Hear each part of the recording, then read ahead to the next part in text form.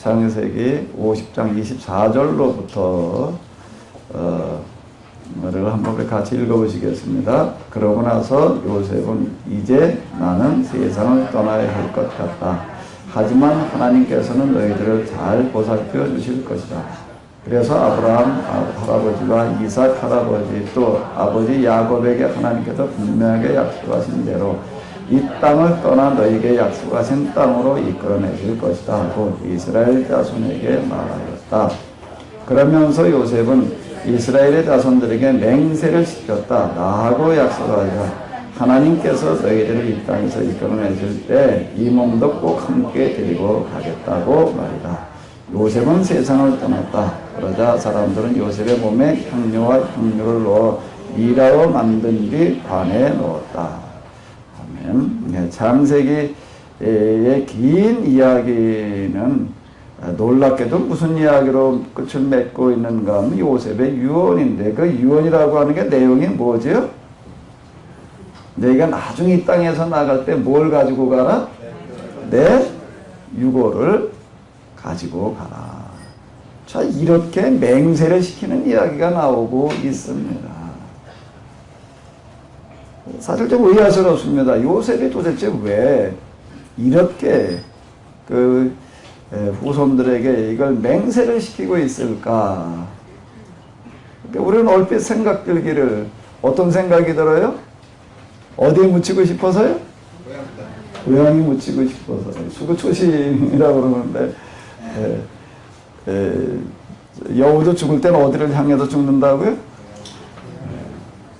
고향을 향해서 머리를 두고 죽는다. 그러니까 사람 사실 나이 먹어가면서요, 젊었을 때 뭐 이럴 때는 전혀 그런 생각이 안 드는데, 나이가 이제 40이 넘어서 이제 50 이렇게 돼가게 되면은 꼭 뭐가 생각나지? 하고 놀라울 정도로 고향 생각이 나요. 어렸을 적 생각이. 참, 그 놀라운 얘기더라고요. 난 나만 그런 줄 알았어요. 나만 그런 줄 알았더니, 다른 목사님들 얘기하는 걸 보니까는 다 비슷하더라고요. 그러니까 노인이 되게 되면은 다 고향 이야기들을 많이 합니다. 어렸을 적 얘기를 많이 하고요. 자, 이제 고향에 묻히고 싶어서 그랬을 거다. 뭐 아마 이렇게 생각을 할 수가 있는데, 근데 이 위에 앞에 부분을 보게 되면은 또 무슨 이야기가 나오는 거? 누구 장례 치르는 이야기가 나오죠? 야곱을 장례 치르는 이야기가 나오는데, 야곱이 죽은 다음에 어디다 갖다 묻었어요? 고향에다 갖다 묻었어요. 그 요셉은 이렇게 얘기할 수가 있습니다. 뭐를요? 내가 죽은 다음에 날 어디다 갖다 묻어다오? 내가 있던 고향에다 묻어다오. 그럼 가능했을까요? 안 했을까요? 가능한 얘기예요. 그런데 뭐라고 얘기를 하는가 하게 되면은 내가 죽은 다음에 고향에다 묻어다오 그렇게 얘기를 하지 않고 이렇게 이야기를 하고 있습니다. 뭐라고요? 나하고 약속한다. 하나님께서 너희들을 이 땅에서 이끌어내실 때 이 몸도 꼭 같이 데리고 가라라고 자 이렇게 약속을 하라는 겁니다. 왜 도대체 이 이야기를 하셨을 이렇게 유언을 했을까? 그 해답은 어디에 있을까요? 해답은 어디에 있지요? 몇 절에 있어요? 어디에 있어요? 24절. 자, 요 이야기 속에 들어있습니다. 한번 같이 보시겠습니다. 이제 나는 세상을 떠나야 할 것 같다. 하지만 하나님께서는 너희들을 잘 보살펴 주실 것이다. 그래서 아브라함 할아버지와 이삭 할아버지 또 아버지 야곱에게 하나님께서 분명하게 약속하신 대로 이 땅을 떠나 너희에게 약속하신 땅으로 이끌어내실 것이다. 자, 이건 지금 요셉이 바로 그 밑에 직계들에게만 하는 이야기가 아니라 먼 후손들에게 하는 이야기인데 뭔 얘기인가 하면 하나님께서 분명하게 약속하신 대로 이 땅을 떠나 너에게 약속하신 땅으로 너희를 이끌어내리라라고 이렇게 이야기를 하게 이제 됩니다. 이게 이제 창세기 마지막과 그리고 출애굽기의 시작은 이제 이 이야기로 이렇게 연결이 되어지게 되는데요. 그 이후에 이제 이스라엘 사람들 이렇게 보게 되면 출애굽기에 이런 이야기가 나오고 있습니다. 3장 19절에 보게 되면은 이야기가 있어요. 한번 읽어보실까요? 모세가 요셉의 해고를 취하였으니 이는 요셉이 이스라엘 자손으로 단단히 맹세하여 이르기를 하나님의 필연 너희를 권고하시리니 너희는 나의 해골을 여기서 가지고 나가라 하였으며, 그러니까 이스라엘 사람들이 이제 이 출애굽하면서 모두 가지고 가는가 하면 요셉의 유골을 가지고 가서 이제 어디다 장례를 치렀다고 여기 그 여호수아서 24장에 나오고 있는데 땅을 다 분배하고 그러고 난 다음에 갔다가 이제 유골을 안치하는 이야기가 나오고 있습니다. 이스라엘 자손이 애굽에서 이끌어낸 요셉의 뼈를 어디에 장사를 했다고요? 세겜에 장사하였으니 이것은 야곱의 세겜의 아들 하몰의 자손에게 금 100개를 주고 산 땅이라. 자, 이렇게 이야기를 하고 있습니다. 자, 요셉은 도대체 무슨 유언을 한 건가 하게 되면은, 그는 길게 내다보고 있습니다. 지금 이제 이스라엘 사람들이 저희 이렇게 고센 땅에 와가지고서 그리고 지금, 요셉의 후광으로, 어려움 없이 살아가고 있지만 곧 뭐가 오리라는 거예요? 그들에게 뭐가 오리라? 어려움이 오리라라고 하는 것을 내다보면서, 그리고 그 시간이 어떠리라? 길리라라고 하는 것을 또 내다보면서 그 시련과 고난의 시간이 길리라. 그런데 또 하나 뭘 내다보는가 하게 되면은 그 시련과 고난이 더 고통스러울 수 있고 더 힘들 수 있는 건 무엇 때문인가 하면은 무엇 때문에요? 하나님의 침묵이요. 하나님의 긴 침묵의 시간이 있으리라 라고 하는 겁니다. 사실 영성 수련에서 제일 힘든 게 뭔가 하게 되면은 하나님의 침묵입니다.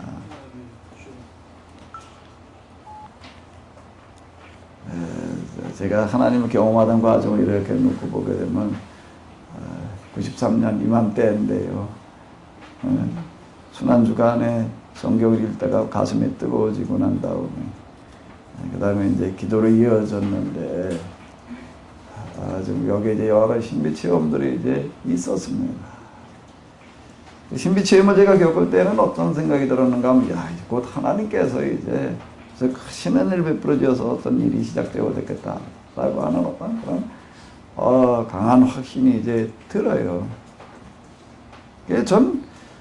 그게 이제 뭐 며칠 아니면은 길어야 40일, 아주 길어야 한 몇 달, 한 100일 기도하면 될 줄 알았어요. 그런데 그 시간이 얼마나 걸렸나 하게 되면요, 기도하는 시간만 만 40개월. 제가 안 하던 기도를 하러 다닌다. 저녁마다 그것도 산으로 기도를 하러 다닌다. 그러니까 저희 집사람도 좀 기대가 되나 봐. 이제 뭐가 좀 되려나 보다. 그래가지고 며칠 따라다니더라고요. 며칠 따라다녀도 금방 눈에 보이게 변화가 일어나요, 안 일어나요? 그러니까 그 다음에 어떻게 됐을까요? 그치. 또 누구도 따라갔나? 우리 애도 3학년짜리 애가 오늘은 나도 가겠대. 얘도 가가지고서 또 뭐 기도를 하더라고. 이게 몇 달이 아니라 1년이 지나가고 2년 지나가고 3년이 지나가고. 제 장모님 오셨다가 이제 한번 했던 얘기가 내가 지금도 기억이 나는데 뭔가 하게 되면, 아니 그렇게 가서 기도를 해도 도대체 교회는 달라지는 게 아무것도 없네.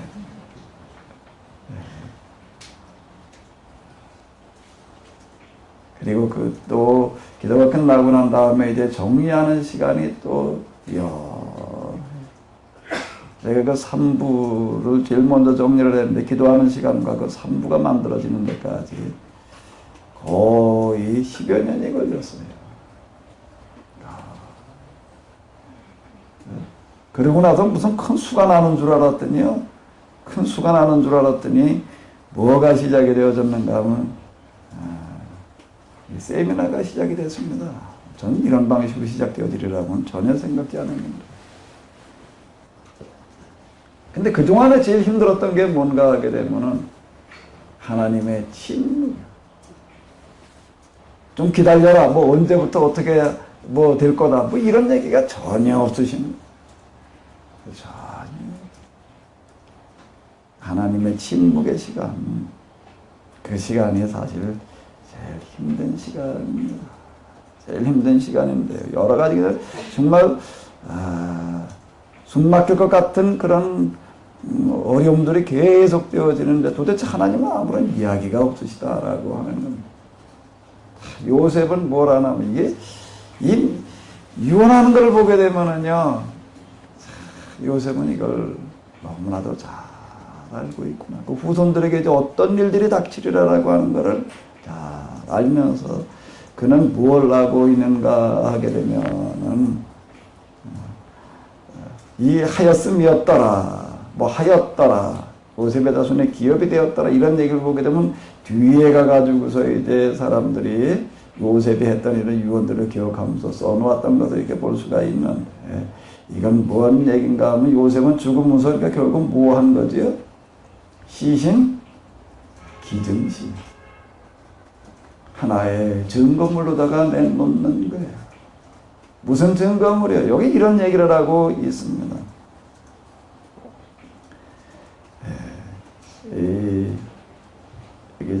이건 현대 성경으로 읽어볼까요? 여기 블록으로 잡아놓은 부분만 한번 다시 한번 읽어보시겠습니다. 하나님께서 분명하게 약속하신 대로 이 땅을 떠나 너에게 약속하신 땅으로 이끌어내실 것이다. 너에게 긴 침묵의 시간. 많이 답답하고 힘들고 어려울 텐데 그때 뭘 기억하라는 얘기예요? 하나님의 약속을 기억을.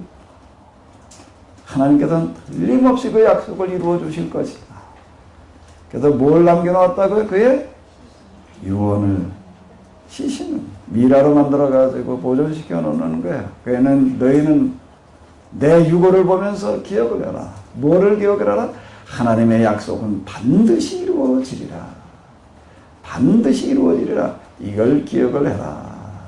라고 이제 이렇게 이야기를 하고 있는데 쉽게 영화의 장면을 보게 되면은 이제 고생 땅에서 그 호된 노역에 시달리던 그 어떤 한 노인 평생 동안 그냥 강제 노역에서 시달리다가 이제 마지막에는 어떻게 되는가 하게 되면 이제 힘이 없어가지고서 일을 제대로 못하니까 채찍에 맞아 이제 죽어가요. 채찍에 맞아 죽어가면서 뭐라고 그러고 죽어가는가 하게 되면은 난 처음에 이제 그 십계를 맨 처음에 볼 때에는 그 부분이 참 잘 납득이 안 됐습니다. 어떻게 저렇게 할 수가 있을까? 뭐라고 죽어갔는가 하면 하나님의 약속은 반드시 이루어집니다. 지금 우리가 고통스럽게 지금 이렇게 노역에 시달리고 이렇게 지금 내가 비참하게 나는 죽어가지만 그러나 하나님께서 약속하신 것은 반드시 이루어지리라. 자, 이르는 구절이 있습니다. 그런 장면이 있는데 요셉은 지금 이런 때를 대비를 해서 그들에게 각인시켜 놓는 거예요. 너희들은 내 무덤을 보면서 하나님의 약속이 반드시 이루어지리라고 하는 것을 잊어버리지 마라. 이렇게 약속을 유언을 하고 있는데요. 창세기의 마지막은 이걸로 끝을 맺고 있습니다.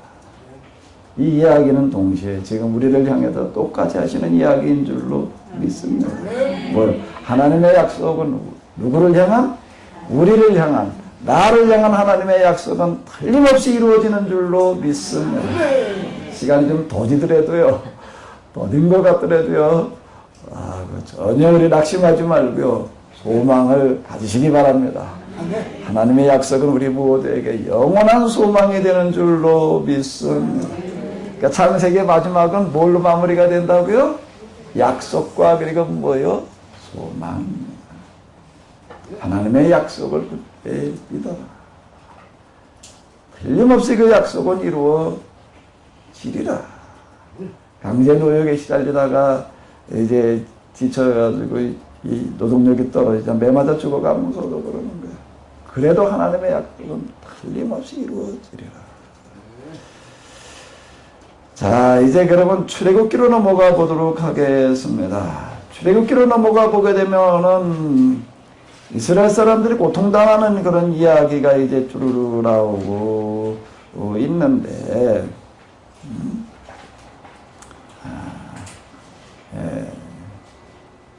여기 보게 되면은 이렇게 이야기가 나오고 있습니다. 이스라엘 사람들은 흙을 이겨서 파는 벽돌 굽기와 농사 짓기도 혹독한 노동 때문에 말할 수 없이 고통스러웠다. 애굽 사람들이 시킨 일은 정말 가혹할 정도였다. 또 아이를 낳게 되면은 어떻게 했다? 그 사나이는 죽이라고 그러는 거야. 죽이는. 인구가 너무 늘어나다 보니까는 이 노예들이 어느 날 이거 반란을 일으키게 되면 우리 나라가 위험할 수 있다 그래가지고 이제 인구 조절책을 쓰는 어떤 이런 걸 이제 볼 수가 있는데, 사내 아이를 낳게 되면 이제 산파를 보내서 또는 군대를 보내서 이제 죽이는 거예요. 자, 근데 이 출애굽기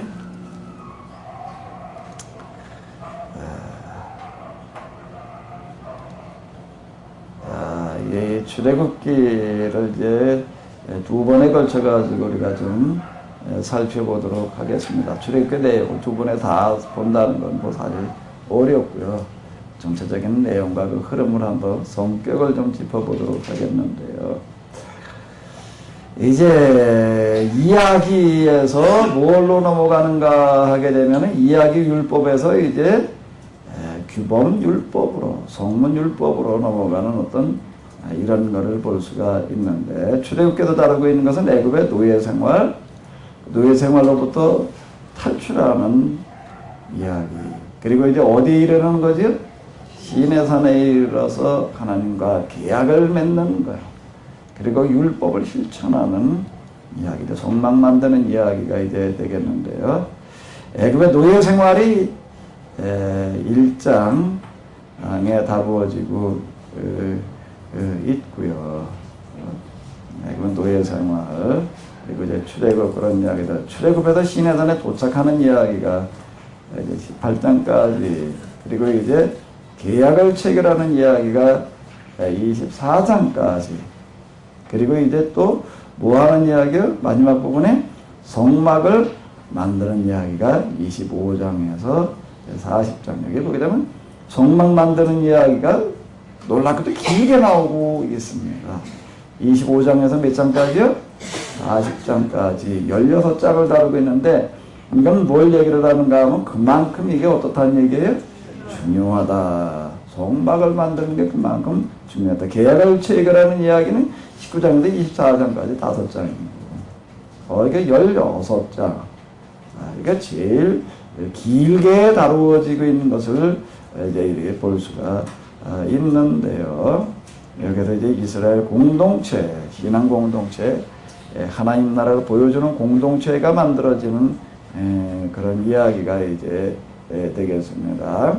자, 이 창세기 출애굽기를 보게 되면은 하나님께서 세상을 구원하시는 방식이 어떤 방식인가 하면 한 사람을 선택을 해가지고 한 사람을 선택을 해서 어떻게 하시는 거죠? 그 다음에 그 후손으로 뭘 만드는 거예요? 한 공동체를 만드시는 거예요. 한 공동체. 그 후손들로 하여금 뭘 또 만들게 하는가 하면 하나님 나라를 보여주는 신앙의 삶, 신앙 공동체를 형성하게 하고, 그 다음에 많은 사람들이 그 공동체를 보고 구원받게 하는 거예요. 자, 이게 이제 하나의 특징이다라고 하는 건데, 이제 여기에서 그 공동체가 만들어지는 이야기가 이제 출애굽기, 그리고 레위기, 민수기, 이제 이런 내용들이 이제 되겠습니다. 율법서는 이런 의미에서 이제 이게 대단히 이제 중요한데요. 자, 그러면은 이제 3장으로 넘어가서 3장에서부터 우리가 같이 한번 보도록 하겠습니다. 자, 우리 같이 한번 읽어보실까요? 3장 9절로부터 제가 좀 이렇게 몇 구절을 빼놨습니다. 한번 같이 보시겠습니다. 이제 이스라엘 자손의 부르짖음이 내게 달하고 애굽 사람이 그들을 괴롭게 하는 학대로 내가 보았으니 이제 내가 너를 바로에게 보내어 너로 내 백성 이스라엘 자손을 애굽에서 인도하여 내게 하리라. 모세가 하나님께 구하되 내가 누구한테 바로에게 하며 이스라엘 자손을 애굽에서 인도하여 내리이까. 하나님이 가라사대 내가 정녕 저와 함께 있으리라.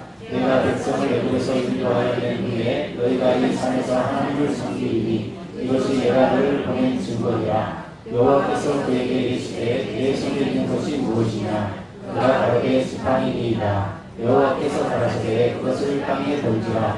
곧 땅에 던지니 그것이 뱀이 된지라. 모세가 뱀 앞에서 피하매 여호와께서 모세에게 이르시되 내 손을 내어서 그 꼬리를 잡으라. 그가 손을 내어서 잡으니 그 손에서 지팡이가 된지라. 또 가라사대 이는 그들로 그 조상의 하나님 곧 아브라함의 하나님 이삭의 하나님 야곱의 하나님 여호와가 내게 나타난 줄을 믿게 하리라 하시고 여호와께서 또 가라사대 내 손을 품에 넣으라 하시매 손을 품에 넣었다가 내어보니 그 손에 문둥병이 발하여 눈같이 길지라. 가라사대 내 손을 다시 품에 넣으라 하시매 그가 다시 손을 품에 넣었다가 내어보니 손이 여삭하더라. 예. 이제 1장, 2장을 보게 되면은 모세의 탄생의 이야기, 그리고 이제 강물에 던져졌다가 구세일생으로 살아나는데 이제 애국 공주의 눈에 띄어가지고 그의 양자가 되어가지고 애국 궁궐에서 자라는 이야기. 그리고 이제 그가 다 성년이 되고 난 다음에 그 출생의 비밀을 알고 난 다음에 이제 갈등하는 그런 이야기. 그래서 이 이스라엘 사람과 애굽 사람이 싸우는 것을 보고 이스라엘 편을 들어서 이제 애굽 사람을 죽이는 어떤 그런 이야기. 근데 그것 때문에 그는 어떻게 했다는 얘기, 이제 애굽에 있지를 못하고 쫓겨나는 그런 이야기. 미디안 광야로 와가지고 미디안 광야에서 40년 동안 이제 처가살이 하면서 양을 돌보는 그런 이야기. 뭐 이런 것들이 이제 이 앞에 나와 있습니다. 여기 이제 간략하게 이렇게 넘어가는데요. 간략하게 넘어가는데 모세가 무슨 생각을 하면서 뭘 어떻게 하고 지냈다라고 하는 이야기는 전혀 나와 있지 않습니다. 근데 이제 그걸 우리가 이제 이 부분을 읽으면서 어떻게 해야 되는가 하게 되면은, 우리가 다시 여기를 이렇게 보게 되면은, 성경은 어떻게 기록이 되어지고 있는가 하게 되면은, 사실적인 설명, 자세한 설명을 시도하지 않고 그 부분들을 어떻게 하고 있다고요? 은폐, 함축, 암시하고 있다라고 하는 겁니다. 우리가 왜 모세냐라고 이렇게 물어보게 될 때 두 가지로 얘기를 할 수가 있습니다. 하나는 하나님께서 모세를 어떻게 하셨다? 선택하시고 예정하시고 모세에게 명령을 하셨어요. 무슨 명령이요? 내가 가서 내 백성을 어떻게 하라? 데리고 나와라. 그랬더니 이제 모세가 그 말씀을 믿고 어떻게 해요? 순종을 해요. 그때 하나님께서 여기에 복을 내리셔서 여러 가지 기적들이 일어나게 하시는 그런 걸로다가 이렇게 해석을 할 수가 있습니다. 이런 해석은 어떤 해석인가 하게 되면은 표면 문자, 스토리를 그냥 이해하는 겁니다. 스토리를 읽게 되면 이렇게 되어져 있어요. 읽고 그냥 말하면은 이렇게 되어집니다. 그래서 여기에 그냥 온갖 기적들이 일어나는 어떤 이런 것들. 이제 이게 자칫 어떻게 들려줄 수 있는가 하면 동화 또는 뭘로다가요? 신화로 들려줄 수 있다라고 하는 겁니다. 자, 이건 이제 이 본문을 하나님 편에다 초점을 맞춰가지고 읽어 내려간 거고요. 그 다음에 이제 이번에는 어디다가 초점을 맞춰가지고서요? 하나님이 아닌 누구에게다가 초점을 맞춰가지고서요? 모세에게다가 초점을 맞춰가지고 이제 다시 읽어보자고요. 다시 읽어보고 다시 해석을 해보게 되면은 하나님께서 모세에게 말씀을 하셨어요. 왜 말씀을 하셨지요? 모세를 선택하셨어요. 예정하셨어요. 왜 예정하고 왜 선택하셨죠? 인과율이라고 하는 건 뭐예요? 하나님께서 모세에게 말씀하시고 선택하시고 사명을 주실 만한 뭐가 있다는 얘기예요? 뭐가 있다는 얘기예요? 이유가 있다는 겁니다. 누구에게 이유가 있다는 얘기예요? 모세. 이걸 찾아보자는 겁니다. 이걸 찾아보자는 거예요. 근데 이쪽 부분은, 이런 부분들은 우리가 아브라함의 이야기, 요셉의 이야기에서 봤던 것처럼 아무런 설명이 없다는 겁니다. 이건 감춰져 있어요. 감춰져 있습니다. 감춰진 비밀을 찾는다. 뭐 이제 성경을 통해서 우리 계시 또는 비밀 뭐 이렇게 이제 얘기할 수가 있는데, 사실 이제 뭘 찾아내는 건가 하면 이런 것들 찾아내는 거예요. 이거야말로 진짜 비밀을 찾아내는 거고요. 이거야말로 진짜 영감에 의한 계시다. 이렇게 얘기를 할 수가 있습니다. 이건 뭐 기도하면서 무슨 하나님도 무슨 신비한 어떤 계시, 뭐 음성, 무슨 뭐 항상 이런 것들 속에서라고 그러면 이렇게 볼 게 아니라, 우리가 성경을 이제 이렇게 해석해 나가는 방법을 통해서 우리가 익힐 수 있는 어떤 이제 얘기라는 건데요. 원인이 있다는 겁니다. 원인. 모세에게 하나님께서 그렇게 말씀하실 만한, 그래서 선택하고 부르실 만한 이유가 분명히 있었다는 겁니다. 자, 이렇게 이제 요 인과율 부분을 이제 찾아 나가 보는 거예요. 자, 그러면 이제 여기에서 이제 한번은 인과율을 가지고 왜 하나님께서 모세를 부르셨을까요? 왜 모세에게 이런 말씀을 하셨을까요? 왜 이런 모세를 이렇게 선택을 하셨을까요? 그거 한번 찾아보자고요, 본문에서.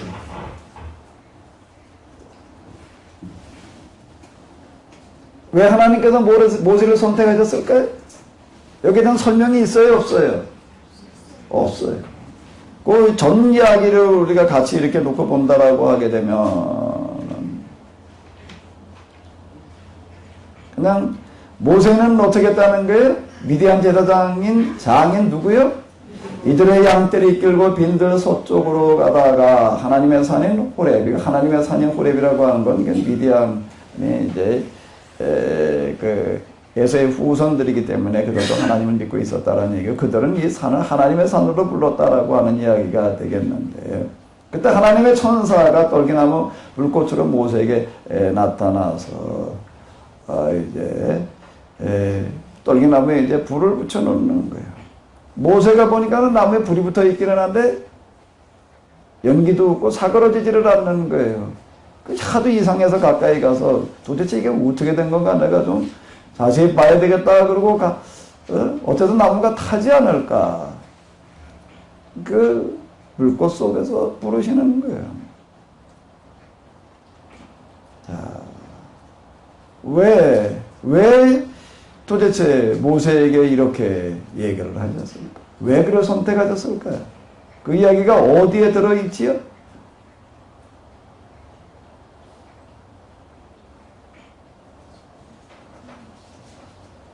은폐 함축 암시적인 방법으로 이야기를 하고 있는데요.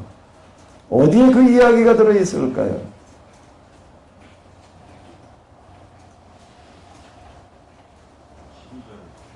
몇 절이요? 12절이요. 12절 이거요? 여기에 어떻게 암시되어져 있나요? 어떻게 함축되어져 있나요? 어떻게 숨겨져 있나요? 내가 너와 함께 하리라. 내가 너와 함께 하리라. 또 이제 어떤 데 또 있을까요?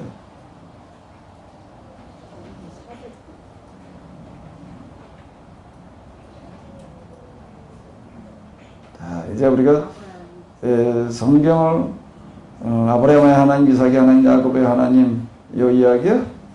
여기 이거 6절. 스스로 계신 하나님을 그 신관에 대한 또 어떤 데 있을까요? 7절.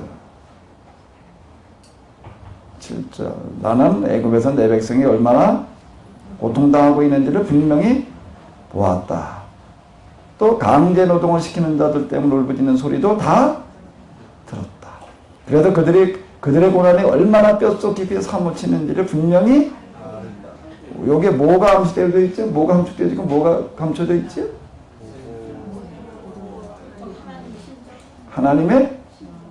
하나님께서 지켜보시고 계신 하나님의 심정. 근데 거기에 모세가 뭔 생각을 하고 뭘 어떻게 썼는지 하고. 자, 여기서 지금 얘기하고 있는 이 이야기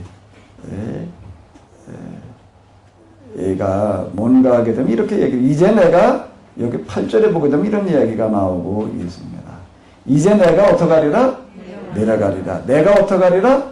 내 백성 애굽 사람들의 손아귀에서 어떡하리라? 빼내리라. 이렇게 이야기를 하고 있습니다. 그러면서 9절로 넘어가 보게 되면은요, 뭐라고 얘기를 하면 이스라엘 사람들이 너무나 고통스러워 울부짖는 소리가 어디에까지 들리고 있다는 얘기예요? 내 귀까지 들리고 애굽 사람들이 그들을 무엇 취급하는 거예요? 개 취급하듯 다루는 모습도 내가 보았다. 그러면서 10절에 보게 되면 뭐라고 나오는가? 그래서 이제 내가 너를 바로에게 보낸다. 네가 내 백성 이스라엘 사람들을 어디에서? 애굽에서 이끌어내라. 자, 이렇게 이야기를 하고 계십니다. 여기 보게 되면 그 앞에 부분을 보게 되면 내가 다 봤다. 내가 다 들었다. 내가 다 알고 있다. 그래서 내가 어떡하리라? 내려가리라. 내가 그래서 가서 그들을 어떡하리라? 빼내리라.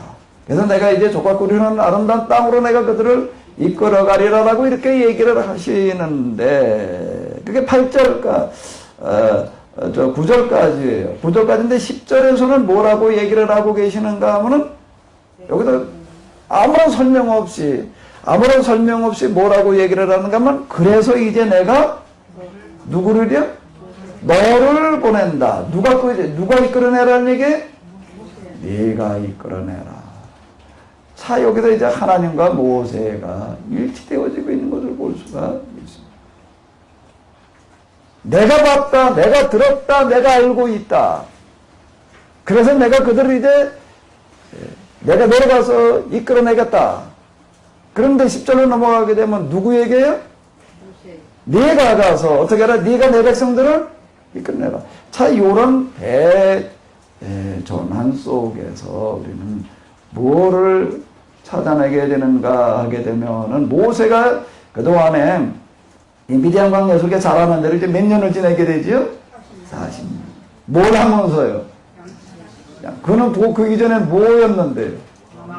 애굽의 왕자. 왕자 중에서도 뭐에 해당되어졌는가 하면 왕세자였다는 겁니다. 그냥 왕자하고 왕세자하고는 그 하늘과 땅의 차이예요. 하늘과 땅의 차이라는 겁니다. 애굽의 왕세자였던 그가 어느 날 갑자기 뭐가 된 거예요? 미디안 광야의 양치. 무슨 양치기요? 초가집 양치. 그 생활을 몇 년이요? 40. 그리고 이제 그때 나이가 몇이라고요? 그 40년에 대해서는 아무런 기록이 거의 없습니다. 그냥 내려가서 이제 이드로의 사유가 되어져 가지고 이제 뭐 애 낳아서 이름 지어 놓는 얘기, 그리고 끝납니다. 그리고 여기로 넘어오는 거죠. 40년을 건너뜁니다. 40년을 건너뛰고 나가지고서 지금 이 모세가 소명받는 떨기나무 불꽃의 이야기가 나오는데, 그 이야기 속에서 우리는 뭐를 읽어낼 수가 있는가 하면 모세가 40년 동안, 40년이 아니라 사실 80년 동안 무슨 고민을 하고 있었는가라고 하는 것을 볼 수가 있다라고 하는 겁니다. 이제 내가 너를 누구에게 보내겠다는 얘기예요? 바로에게 보냈다. 누가 가서 내 백성을 데리고 나와라? 예. 그럼 이 이야기 속에 모세에 뭐가 들어있다고요? 관심과 마음이 들어있다는 겁니다. 사실 우리는 의문이 드는 게 하나가 있어요. 모세가 어느 날 나가보니까 애굽 사람과 이스라엘 사람이 싸우니까 누구 편을 들었어요? 이스라엘 휴림 편을 들었어요. 그래가지고 좀 한 대 줘박은 게 어떻게 했어요? 애굽 사람이 죽었어요. 그래서 죽어서 어떻게 했어요? 암매장을 했다고요. 암매장을 했는데 들통이 났어요, 나중에. 그랬더니 그거 들통 나가지고서 이제 어떻게 됐다? 쫓겨나가지고 어디로 갔다? 미디안 광야로 도망을 가게 됐다. 말이 돼야 안 돼요? 말이 돼야 안 돼요? 모세가 의도적으로 살인을 했나요? 쌈 말리다가 어떻게 한 거예요? 좀 너무 심하게 히브리인을 주워 패니까는 못 사게 굴고 그러니까 한 대 줘박은 그거 어떻게 된 거예요? 그럼 뭐에 해당돼야 되는 거예요? 과실치사. 과실치사. 일반 백성들 가운데서 뭐 그런 일이 일어났다라고 할 때에는 그에 대한 고해에 해당되는 처벌을 이제 받아야 되겠죠. 근데 그가 누구라고요? 왕세자. 왕세자가 싸움을 말리려고 끼어들었다가 어떡하다가 과실치사로 사람이 죽었는데 그것 때문에 왕세자 자리에서 쫓겨나고 그걸로 또 모자라가지고서 어디로 도망가야 됐다고요? 미디안 광야로 도망갔다. 말이 될까요? 과연 이게 절대 왕권 시대에 있을 수 있는 이야기일까요? 그는 미디안 광야에서뿐만 아니라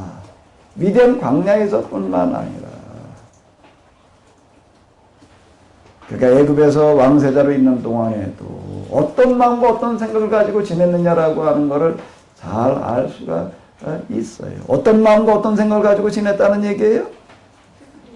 히브리인들 여기서 우리가 하나 꼭 염두에 둬야 될 것은 그것들이 꼭 자기 동족이었다라고 하는 이유 때문만은 아니라는 겁니다. 히브리인이라고 이렇게 얘기를 할 때는요, 히브리인이라고 이렇게 이스라엘과 히브리인은 다른 개념인데, 이스라엘이라고 얘기를 할 때는 누구의 후손을 얘기를 하는 거죠? 아브라함의 후손이에요. 아브라함, 이삭, 야곱. 그 후손을 가리켜도 이스라엘이라고 말하는 거죠. 히브리인이라고 그럴 때에는요, 뭘 히브리인이라고 그러는 거죠? 아브라함의 후손이요? 종족이요? 히브리인은 계층을 말하는 용어라는 겁니다. 히브리인은 계층을 말하는 게 밑바닥 계층을 말하는 거예요. 맨 밑바닥 계층들. 집이 없고 땅이 없고 자기 힘으로 살아갈 방법이 없어가지고 남의 집에 가서 종살이하고 있는 이런 사람들의 계층을 말하는 용어다 라고 하는 거예요. 히브리인이라고 하는 요 표현은요. 자, 그럼 여기서 이제 이렇게 보게 되면은 모세는 애굽에 그가 왕세자로 있는 동안에도 항상 뭐를 가슴 아파했다는 얘기죠? 히브리인들의 무슨 삶이요? 비참한 삶을 가슴 아파했다는 거예요. 여기 애굽인과 히브리인이 싸우고 있었다라고 하는 그 얘기는 지배자와 피지배자가 이제 싸우는 어떤 이런 거를 볼 수가 있는데, 그가 누구 편을 들었다는 얘기예요? 히브리인의 편을 들고 있는 것을 볼 수가 있어요. 자칫 우리는 모세가 이스라엘 종족이었기 때문에 종족에 대한 어떤 이런 걸로만 이렇게 국한시켜가지고 생각할 수가 있는데요. 여기 히브리인이라고 하는 그 표현은 절대 종족의 개념이 아니라 계층의 개념이다라고 하는 것을 꼭 염두에 둘 필요가 있습니다. 그리고 또 이제 이거는 나중에 그 출애굽을 할 때 보게 되면 출애굽한 사람들이 이스라엘 사람만은 아니라고 하는 겁니다. 이스라엘 사람만이 아니라 이스라엘 사람 이외에도 이제 같은 비슷한 삶을 살아가던 사람들이 많이 있었다. 개혁성경에서 허다한 잡족이 있었다라고 그냥 이렇게 이제 번역이 되어져 있는데, 이게 뭘 얘기를 하는가 하면 출애굽의 대상은 이스라엘 종족이 아닌 히브리 계층이었다라고 하는 것을 꼭 염두에 둘 필요가 있습니다. 이게 내 백성이라고 하나님께서 계속 얘기를 하실 때에는 누구를 얘기를 하는가 하면 히브리 계층을 말하는 겁니다. 히브리 계층을 말하는 거다라고 하는 거예요. 이걸 하나 이제 좀 우리가 정리하고 그리고 넘어가 보자고요. 이 부분 이제 성경을 읽으면서 잘 살펴보십시오. 제가 이제 그 책 제목, 첫 번째 책 제목을 하비류의 길이라고 이렇게 얘기를 하는 건 뭔가 하나님께서 내 백성이라고 그러시고 구원의 대상으로 삼으시고 계약을 맺으시는 사람들이 누구라는 얘기예요? 하비류들이었다. 그 다음에 두 번째 책의 이름이 뭐였지요? 죄인의 길. 예수님을 통해서 이제 다시 이 하나님의 말씀이 전달되어지고 다시 또 선택을 하시고 또 이제 당신의 백성으로 삼으시고 계약을 맺으세요. 그 계층이 이번엔 누구라는 얘기예요? 죄인이라고 하는 겁니다. 죄인이라고 예수님께서 죄인을 구원하러 오셨다라고 얘기를 할 때 죄인은 바로 이 이야기가 되는 겁니다. 그 죄인, 예수님께서 구원의 대상으로 삼으시는 죄인이 어떤 개념이냐라고 하는 걸 이해하려고 한다면 이 구약 성경의 히브리인을 이해를 해야지 그게 이해가 되는 거예요. 히브리인. 자, 이게 죄인을 구원의 대상으로 삼으신다. 세 번째 책은 제목이 뭐지요? 왜 비유문학을 해놨을까요? 이건 개혁의 대상에 이제 발전적인 개념을 이제 염두에 두고 있는데, 첫 번째 개혁의 대상은 누구였다고요? 히브리인들. 두 번째는 누구요? 죄인들. 이제는요, 지금은요, 하나님의 사람, 하나님의 계약의 대상, 하나님의 백성이 되려고 하는 사람들이 어떤 사람들인가 하게 되면 이제 계층적인 그런 개념으로 접근해 들어가야 될 게 아니라, 마태복음에서 얘기하고 있는 것처럼 심령이 가난한 자는 복이 있나니. 자, 그 선언이 뭘 얘기를 하고 있는가 하게 되면 이제 우리의 마음의 문제가 되는 건데, 마음이 어떻게 되어지는 거예요? 비움이 비워지지 않으면 안 된다. 이제 그래가지고 제가 이 비움이 비워지는 게 뭐가 어떻게 되는 거냐, 이제 그걸 제가 다루려고 하는 것을 3부가 이제 되겠습니다. 자, 그럼 이제 다시 이제 어디로 돌아가는가 하게 되면 이제 모세로 돌아가가지고서, 모세가 도대체 광야 생활 40년 뿐만 아니라 그 이전부터 그는 도대체 무슨 생각을 하면서 뭐에 관심을 가지고 지내고 있었는가 라고 하는 걸 통해 가지고도 왜 하나님께서 모세를 통해서 일하셨는가라고 하는 것을 우리가 다시 한번 좀 접근을 해보도록 하겠습니다. 사실 이제 이 부분이 우리가 출애굽기, 레위기, 민수기, 특별히 신명기, 그렇게 율법서를 이해해 나가는 데 있어서는 이건 대단히 중요한 거예요. 이 부분이. 그래서 제가 우리가 창세기를 할 때는 아브라함의 이 이야기에다가 좀 시간을 많이 할애를 했는데, 여기서도 또 그럴 수밖에 없어요. 모세에다 초점을 맞춰가지고 뭘 찾아보는 거지요? 인간을 찾아보는 겁니다. 아, 그럼 다시 이제 그 왕궁 생활로 돌아가 놓고 본다라고 하게 되면은, 그는 왕세자 생활을 하면서도 뭐에 관심이 있었다는 얘기예요? 히브리인들의 뭐요? 비참한 삶. 비참한 삶에 관심을 가지고 그들의 문제를 해결하고 그들의 그 입장을 옹호해주는 역할을 하고 있었다라고 하는 겁니다. 그거가 뭘로 표출되어지는가 하면 히브리인과 애굽인이 싸우는 이야기. 싸우는 이야기에서 그건 누구 편을 들고 있는 거죠? 히브리인의 편을 들고 있는 거예요. 그리고 이제 그걸 안매장을 했다가 들통이 났어요. 들통이 난 게 뭐가 들통이 난 거죠? 그 들통이 난 거가 뭐가 들통이 난 거예요? 어쩌고 하다가 과실치사로 사람 죽였다가 안매장한 거 들통 난 거? 물론 그건 들통 난 거지요. 안매장을 한 시신 발견된 거? 그것 때문에 그가 쫓겨가네? 그것 때문에 쫓겨갔다라고 얘기를 한다라고 하게 되면 왕세자 자리에서 박탈당하고, 그걸로 끝났다라면 모르죠. 그것 때문에 또 다른 나라로 도망가지 않을 수 없는, 죽임당하지 않을 수밖에 없게 되었다라고 하는 그 이야기. 도대체 뭘 얘기를 하는 거야? 뭐가 들통나는 거지요? 모세가 뭐에 관심을 가지고? 히브리인들에 대한 관심을 가지고 무슨 문제를 해결하려고 그런다는 거가요? 그들의 문제를 해결하려고 한다는 게 들통이 나는. 이 들통 나는 건 뭐에 해당되는 거지요? 이거는 뭐에 해당되어지는 거예요? 반역에 해당되어지는 거예요.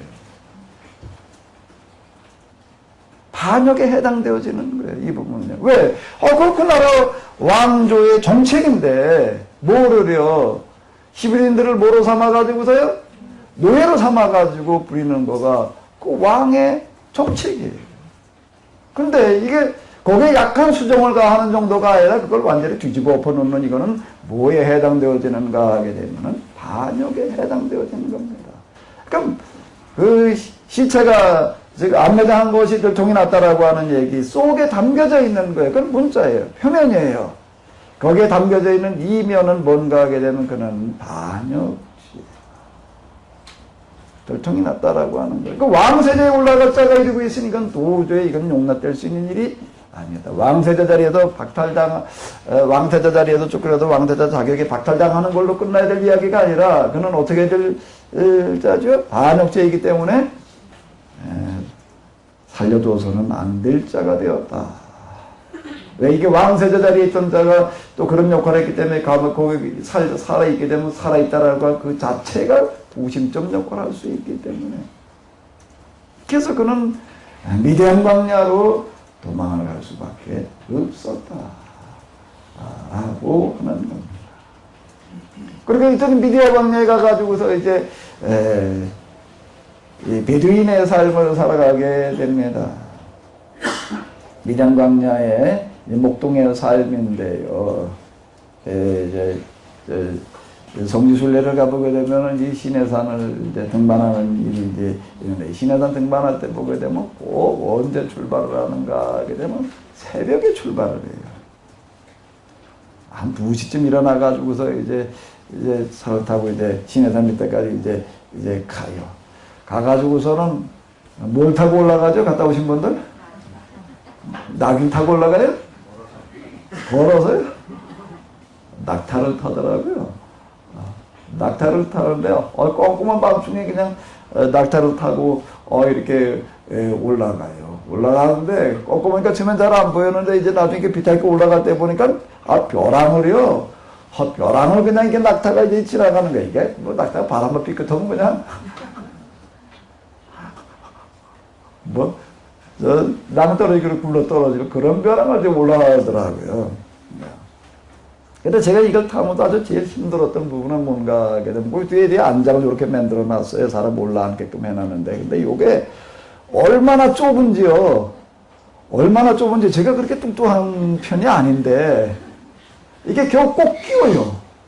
꼭 껴요. 이게 꼭 껴가지고 이게 그 안장을 좀 뒤에 좀 퍼퍼짐하게 해놓죠. 왜 이렇게 좀 이렇게 꼭 요런 거에다 앞에 하나 뒤에 하나 세워놔가지고서 요걸 이제 손으로 이렇게 붙들고 그 뒤에도 이거 딱 몽둥이 하나 이렇게 세우는 것 같더라고요. 이런 거 갖다 조금 뒤로 허리 잡기 되면 허리를 눌러가지고 아주 굉장히 고생을 했는데 몇 시간을 또 그러고 올라갑니다. 그러니까 안장을 왜 이렇게 좁게 만들어 놨단 말이에요. 이거는 뭐 좀 이렇게 넓게 해놓지. 그리고 이제 관심을 가지고 여기에 살고 있는 사람들 보니까 이 사람들한테는 이게 좁은 게 아니에요. 다 몸집들이 어때요? 작아요. 거기는 살찐 사람 하나도 없어요.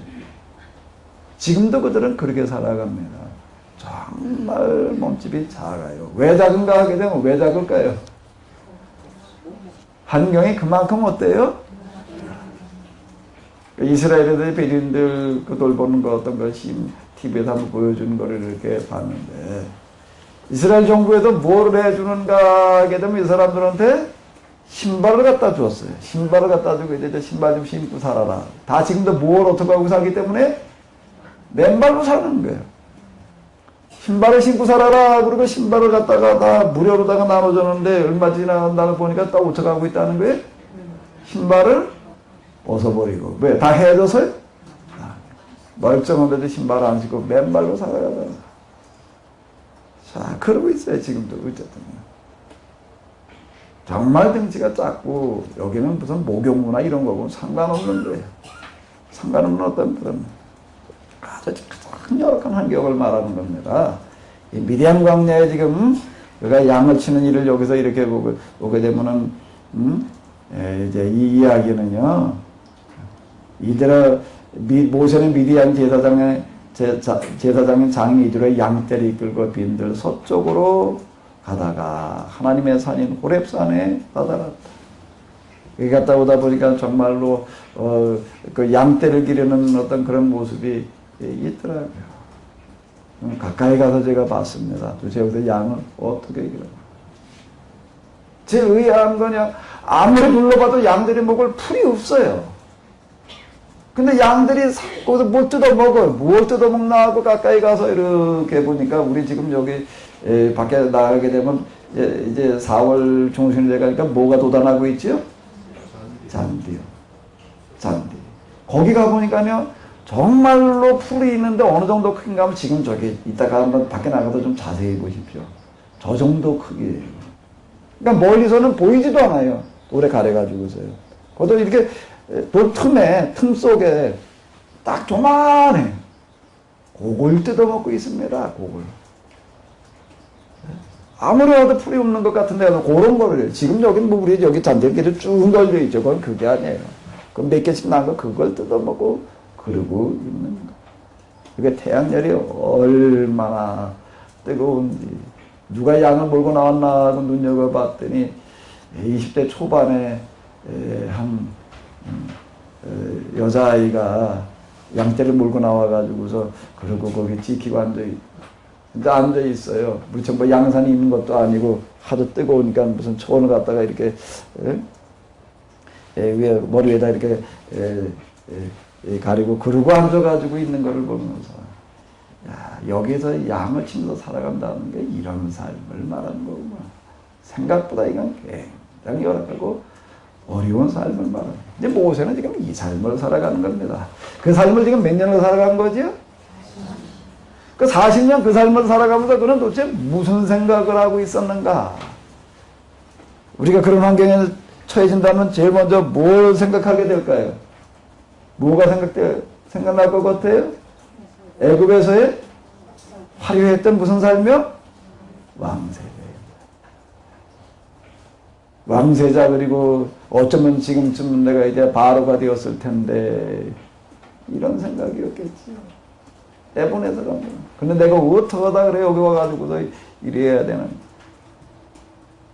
근데 여기 모세를 보게 되면은 우리가 금방 이렇게 봤던 것처럼 이제 9절 그렇게 10절로 넘어가 보게 되면은 뭔 얘기가 들리는가 하게 되면은 이제 내가 너를 누구에게로 보낸다? 바로에게 보낸다. 누가 가서? 네가 가서 내 백성 이스라엘을 애굽에서 이끌어내라. 이렇게 이야기하고 있는 것 속에서 우리는 뭘 찾아볼 수 있는가 하면 모세가 무슨 생각을 했느냐는 거예요. 여기 보게 되면 이런 이야기가 나오고 있어요. 7절로부터 이걸 다시 한번 읽어보자고요. 자, 다시 한번 읽어보시겠습니다. 나는 애굽에서 내 백성이 얼마나 고통당하고 있는지를 분명히 보았다. 또 강제노동을 시키는 자들 때문에 울부짖는 소리도 그래서 그들의 고난이 얼마나 뼛속 깊이 사무치는지를 분명히 알고 있다. 이제 내가 내려간다. 내가 내 백성 이스라엘 그리고 젖과 꿀이 흐르는 아름답고 넓은 땅 곧 가나안 사람, 헷 사람, 아모리 사람, 미스 사람, 히리 사람, 여부서 사람이 사는 땅으로 데려간다. 이스라엘 사람들이 너무나 고통스러워 울부짖는 소리가 내 귀에까지 들리고 애굽 사람들이 그들을 대취급받았다는 모습도 내가 여기 이제 현대 성경으로 보게 되면 그들의 고난이 얼마나 뼛속 깊이 사무치는지를 분명히 알고 있다. 이 이야기 속에서 우리는 뭐를 읽어내는가 하면 성경 기록 방식인데 암시, 함축은 폐된 부분을 읽어내야 되는. 모세는 여기서 40년 동안 그 뼛속 깊숙이 뭐가 사무쳤다는 얘기죠? 뭐가 사무쳤다는 얘기죠? 히브리인들의 뭐요?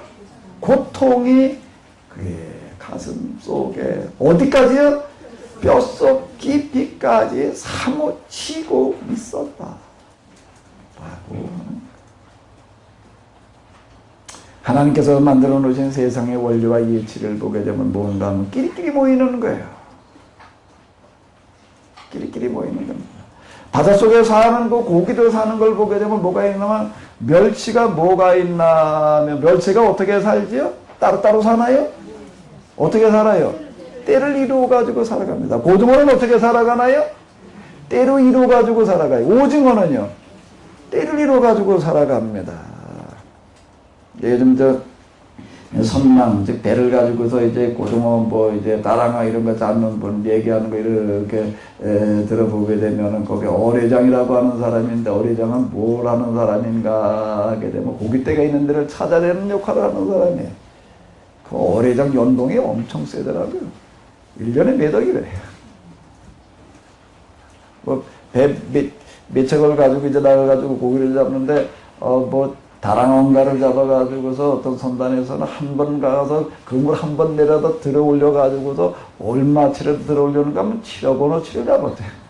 그런데 일본으로 수출되는 어떤 이런 거. 때려 몰려다니는 거예요. 때려 몰려다닙니다. 내가 저 바닷가로다가 처음 언제 한번 가봤냐면 처음 가보면 바닷가가 경포대인데 근데 교회에서 뭐 어떻게 해가지고 가는 바람에 이제 난생이 좀 이제 저 동네 바닷가로 한번 가봤는데 모래바다 이렇게 쭉 가는데 파도가 쭉 들어왔다 나간 다음에는 뭔가 하면은 이만한 고기들이 그냥 펄쩍펄쩍 뛰더라고요. 그래가지고 그거 여러 마리 줘 담았어요, 이제. 킨다? 거기 가기만 하면 늘 그냥 파도가 들어왔다 나가기만 하면 고기 있다가 펄쩍펄쩍 뛰는 줄 알고, 야, 여기 살면 절대 굶어 죽을 일은 없겠다.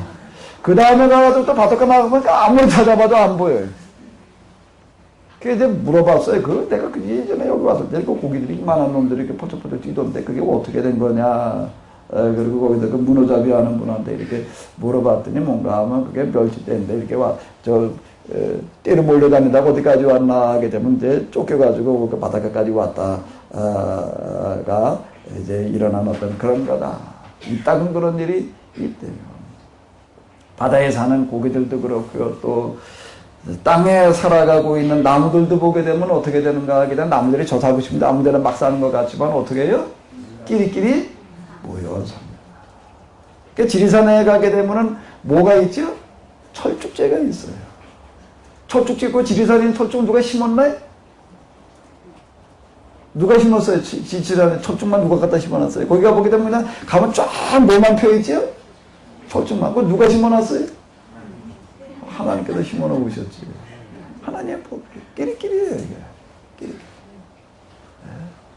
여기 이렇게 저수지에 이제 겨울에 나가보게 되면 뭐가 있나 하면 어떤 이렇게 동그랗게 누가 원을 그려놨더라고요. 뭐가 저렇게 원을 그려놨나 하고 이렇게 보니까요, 오리들이 아주 기가 막히게 동그랗게 아주 앉아있어요. 오리들이요. 동그랗게 아주 컴파스 가지고 이렇게 그린 것 같아요. 아주 일렬로 쭉 원을 그리고 앉아있어요. 왜 그러고 앉아있을까요? 물이 얼굴로 들어가다가 만큼 이제 안 오게 있으니까 거기 쭉 앉아있는 거예요. 오리들은 것도 이렇게 모여가지고 이렇게 살아가요. 철새도 보게 되면은 때를 지어가지고, 그리고 살아가고 있다. 라고 하는, 그러니까 끼리끼리 모이는 거예요. 유유상조. 교회에서도 이렇게 보게 되면요, 교인들이 한 100여 명 되게 되면은요, 제 생각에는 그냥 100여 명이 뭐 교회 가지고 왔으니까 와도 그냥 서로 그룹 짓지 않고 다 서로 그냥 친하게 잘 지냈으면 싶은 게 목회자 심정인데, 이놈을 아무리 해도 앉는 거를 보게 되면 항상 뭐가 정해져 있을까요? 예배 시간에 이렇게 딱 앉아보게 되면 항상 자리가 정해져 있어요. 항상 앉는 사람끼리 앉아. 밥 먹을 때도 보면 어떻게 하고 있을까요? 항상 어느 사람끼리 앉아서 먹어요. 이걸 저 속회를 만들고 뭘 만들고 하다 이걸 저 섞어 놓으려고 뭐 이래 놓게 되면 또 좀 거리가 좀 먹는 것 같은 사람끼리 갔다가 좀 서로 좀 가까이 좀 지내봐라고 해놓으면 뭐라고 교회 안 나오겠대. 그렇게 얘기하는 사람까지 있어요. 지금 초등학교, 중학교 다니는 애들도 그렇고요. 다 끼리끼리 모이게 되어져 있습니다. 서로 뭔가 통하는 사람끼리, 통하는 것끼리 모이게 되어져 있거든요. 자, 하나님께서 일을 하시는데 내가 다 들었다, 다 봤다, 다 알고 있다. 그래도 내가 내려가서 이제 그들의 문제를 해결하겠다. 그런데 그 하나님이 어떻게 내려오시나요? 그 하나님이 어떻게 해결하시나요? 하나님께서 해결하시는 방법은 어떻게 해요? 통해서요. 누구를 통해서요? 어떤 사람을 통해서요? 어떤 사람을 통해서요? 같이 일을 하려면 나가서 사업을 하고 뭘 하다못해 구멍가게 하나를 하더라도 뭐가 맞아야 돼요? 그래서 도둑들도 뭐가 맞아야 된다고요?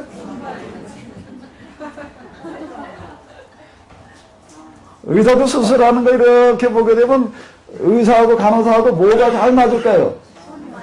손발이 척척 맞아요. 의사가 뭐라 그러지도 않아. 손이 이렇게 탁 내밀면 쳐다보는 것도 아니에요. 의사는 지금 계속 수술을 하는데 그냥 거기다 집중을 해야 되는 거거든요. 요거 하나 잘못 건드려놓으면은 신경이 하나 끊어진다든지 그러면 그 사람이 한 부분이 마비가 될 수도 있고 심지어 죽을 수도 있고 그것만 옳더라고 그러고 지금 요걸 지금 여러 기구들을 통해 가지고도 지금 서류를 해야 된다고요. 그러니까 눈을 여기다 뗄 수가 없는 거예요.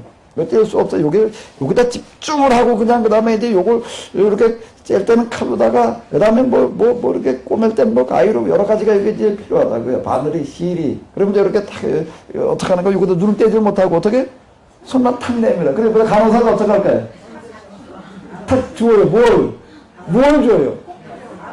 꼭 필요한 거예요. 그러니까 그 간호사 노릇해 먹으려면 뭐가 돼야 될까요? 뭐를 잘 읽어야 될까요? 의사의 뭐를요? 그래야지 수술이 돼. 사실 수술은 의사 혼자 하는 게 아니에요. 그죠? 의사하고 누구하고 같이 하는 거예요? 간호사.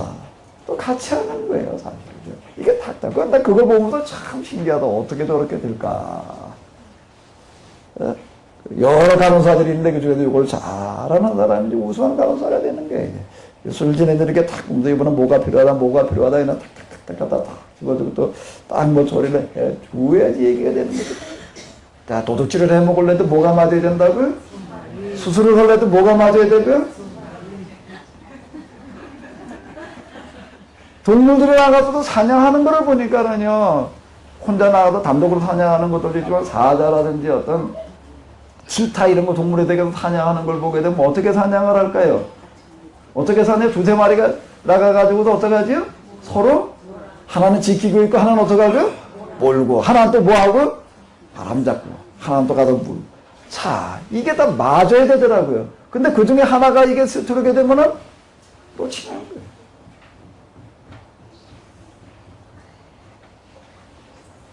자, 그럼 여기서 우리는 하나님께서 모세에게 이와 같이 얘기하고 계시는 거예요. 이걸 해석하기 위해서부터 특별히 계시를 받아야 되고, 뭘 어떻게 해야 되고, 무슨 비밀을 푸는 뭐 열쇠를 받아야 되고, 뭐 이렇게 얘기할 거 없이. 제가 늘 이렇게 얘기를 합니다. 성경을 우리가 이렇게 해석해 나가는 데에는 제일 중요한 게 뭐라는 얘기예요? 상식이라는 겁니다. 우리는 그걸 다 알고 있는 거예요. 다 알고 있는 거예요. 지금 우리가 피난 생활 하실 때 이제 하시는 얘기 있다고 하시는 걸 보게 되면은 이제 집을 지어놓고 이제 같이 사는 거예요. 이제 두 가구, 세 가구가 같이 한복을 쓰고 살아요. 한복을 쓰고 사는데 늘 하시는 얘기가 뭔가 아마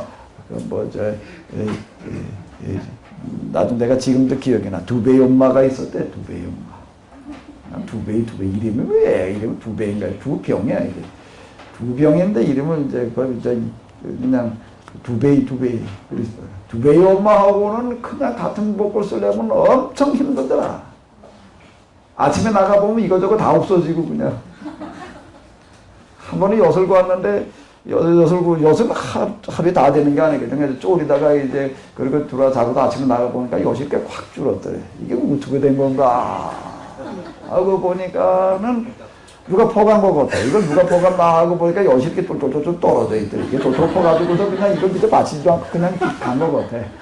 그 똘똘똘 따라가 보니까 누이 집으로 들어가면 꼭 부인의 집으로 가더라. 제일 맞지 않는 사람이야 이제. 근데 또 아무개 엄마를 얘기를 하면서 그 엄마하고는 몇 년 동안은 학생복을 썼는데 한 번도 다툰 적이 없다. 그 얘기를 늘 하시죠. 일이 뭐가 되려고 한다면 뭐가 맞아야 되는가 하면 하나님의 일이 되려고 한다면 하나님의 일을 하는 사람이 되려고 한다면 뭐가 맞아야 되죠? 먼저요? 마음이 관심이 맞아야지 되는 거예요. 그러니까 여기서 뭐가 일어나야 되는가 하면 일치가 일어나야 되는 겁니다. 영성의 과정에서 이렇게 보게 되면은 정화, 조명, 합일, 일치, 합일이나 일치나 뭐 이제 그거. 하나가 되는 게 있어요. 하나님과 하나가 된다는 거예요. 난 그 하나가 된다는 거를요. 난 그 하나가 된다라고 하는 걸 처음에는 이거 영적으로 어떤 변화가 일어나게 되면 우리가 뭐 영적인 내 상태가 뭐 하나님처럼 되어지는 어떤 이런 걸로다가 이렇게 생각을 했습니다. 그래가지고 도대체 그게 이제 정화 그러니까 죄를 씻어내는 거고 조명 하나님의 계시가 임하는 거고 그러고 나가지고도 하나님과 이제 일치 영적으로 일치가 되는 거구나. 그래가지고 도대체 그 상태가 되면 뭐가 어떻게 되는 건가 많이 관심을 가졌고요. 많이 물었어요. 그걸 얘기하는 사람들 영성을 뭔가 얘기하는 사람들과 합일과 일치에 도달하게 되면 뭐가 어떻게 되는 거냐. 막상 그 과정을 겪고 나서 제가 발견하게 된 건 뭔가, 뭐가 합일되고 뭐가 일치되는가 하게 되면은요, 난 모세처럼 얼굴에 뭐 광채가 날려나, 아니면 그냥 엘리야처럼 그냥 불병물 타고 이제 다닐려나, 아예 그냥 땅 밟지도 않고 그냥 하나님처럼 그냥 뭐 구름 위로 날아다닐려나, 이것도 저것도 다 아니고, 거기 가서 확인하는 건 뭐의 확인이요? 일치의 확인인데, 무슨 일치의 확인이요? 마음이에요. 관심. 그리고 이 영성이 진짜 본격적으로 시작되어지는 출발부터, 제가 93년 순환절 첫날 제가 성경 읽다가 마음이 뜨거워졌다. 어디가 뜨거워졌다고요? 제가 그 이전에도 기도하다가 뜨거워진 적이 여러 번 있었어요. 어디 또 어떤 때 머리가 뜨거워지더라고요. 어떤 때 목덜미 잔뜩이 뜨거워질 때도 있고요. 근데 성경 읽고 내려가다 내가 어디가 뜨거워졌다고요? 어디가 뜨거워졌다고요? 마음이 뜨거워졌다는 거예요. 처음에는 그게 뭘 얘기하는 건지 잘 몰랐어요. 마음이 뜨거워졌다는 게 도대체 뭐가 어떻게 된다는 건가? 그 왜 마음이 뜨거워지는가? 왜 마음이, 왜 가슴이 뜨거워진다? 난 그 표현을 쓰지 않고 저는 뭔 표현을 쓰나? 마음이 뜨거워지더라. 가슴은 부위를 얘기를 하는 거고요. 마음은요? 마음은 물론 가슴 속에 마음이 들어있다라고 이렇게, 근데 그거와는 좀 다른 거. 가슴 여기 어디 신체 부위가 뜨거워졌다는 걸 말하는 게 아닙니다. 지금 마음이 뜨거워지더라는 거예요. 지금 마음이 뜨거워지더라. 손발, 머리 뭐 이런 부위가 아닌 내 마음이 뜨거워지더라. 그 마음이 왜 뜨거워졌는가? 참 이해하기 어려웠어요. 왜 마음이 뜨거워졌지? 마음이 뜨거워진다는 게 뭐가 어떻게 되는 거지? 지금 여기도 이렇게 놓고 본다면 마음이 뜨거워졌다는 거가 뭐지? 하나님과 어떻게 됐다는 얘기예요? 마음이 어떻게 됐다고요? 마음이 어떻게 돼요? 합쳐지는 부분이 있었다는 겁니다. 합쳐지는 부분이. 그럼 무슨 마음이 나가 합쳐졌다는 얘기인가? 관심의 문제예요. 제가 목회를 시작하고 나가지고서 교인 하나도 없는 지역에서 들어가다가 목회를 하게 됐는데, 아무도 없는 교인 하나도 없는 그런 교회 새벽마다 나가가지고 제가 몇 달 기도했어요. 진지하게 진짜 기도했어요. 하나님, 제가 어쨌든 신학교 졸업하고 지금 여기 이렇게 목회자로 시작을 하게 되는데, 제가 이제 여기서 뭘 해야 됩니까? 뭘 해야 됩니까? 이거 한 가지만은 제가 계속 몇 개월 내가 진지하게 물었어요. 그때 하나님께서 뭐 꿈으로도 얘기하지 않으시고 환상을 보여주셔놓으면 그것도 아니고 뭐 음성이 들려온 것도 아니고 뭐 아무것도 없었어요. 근데 이제 지나놓고 난 다음에 가가지고 이렇게 보니까 하나님께서 그 기도에 응답을 하셨구나. 그 응답이 뭘로 다가왔는가 하게 되면은요, 교회 성장 세미나, 좀 더 정확하게 얘기를 하게 되면 정사멜이라고 하는 분이 하는 교회 성장 세미나라고 하는 게 있었는데, 거기가 가자고 그래가지고서 이렇게 갔는데, 제가 가서 이렇게 느낀 거는 뭔가 하게 되면은 그 분위기가 뭐하고 흡사한가 하게 되면 아메이 뭐 한다고 그래가지고서 누가 어떻게 한가 그 얘기하는 바람에 이제 한 번 또 가본 적이 있어요. 아메이. 다이아몬드 모래나. 그랬더니 뭐 한 달에 무슨 뭐 몇백만 원이 뭐 저절 굴러 들어온다. 어떤 말빨 좋은 사람이 나서 얘기를 하니까 그냥 사람들이 얼마나 열심히 집중을 하고 잘 이제 난 그 아메이 하는 분위기나 교회 성장 세미나에 뭐 앉아있는 목회자들의 분위기나 너무나도 없어요. 제가 느낀 거는 제가 목회자로서 처음 간 세미나였어요. 지금도 잘 상상하게 기억을 하죠. 도대체 목사님들이 모여가지고 신학교 다닐 때 신학을 공부하고 신학생인데 이제 한 목회자로서 이제 햇병아리 전도사로서 내가 여기에 가가지고 두세 목사님들이 모여가지고 뭘 하는가 가봤더니 다단계 판매하는 어떤 그런 이런 조직에서 교육하고 있는 거나 다를 바가 없어요. 저한테는 그렇게 다가왔어요. 저한테는.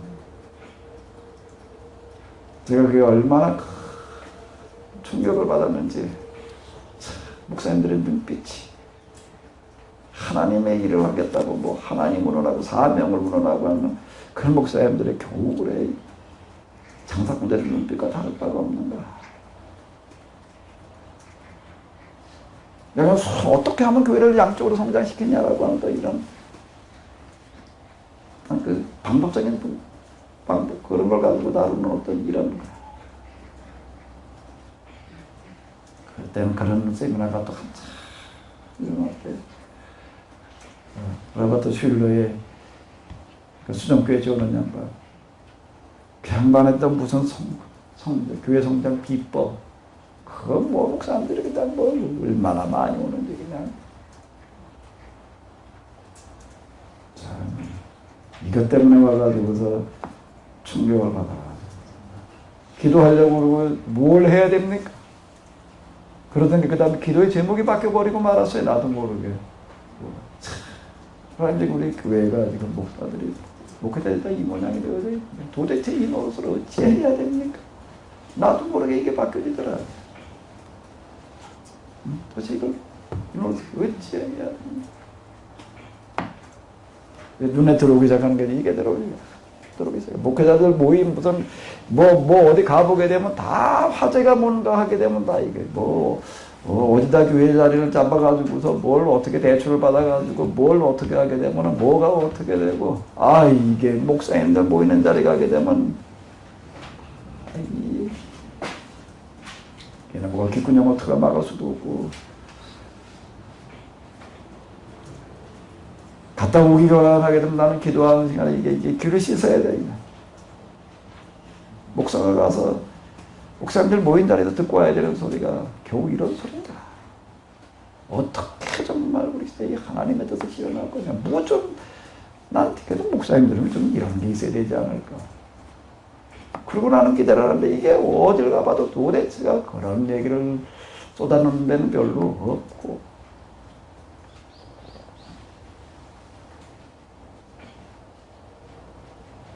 지나가다 보게 되면은 어디 뭐 아파트가 들어선다 그러고 주변 상가마다 교회 없는 건물이 없고,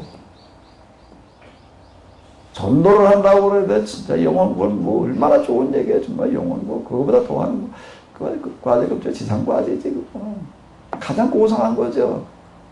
근데 보게 되면 뭘 하는 거예요? 영원군이라고 하는 거가, 전도라는 거가 사실은 영원군이라고 표방을 하고 있지만 사실은 뭐예요? 교인 쟁탈.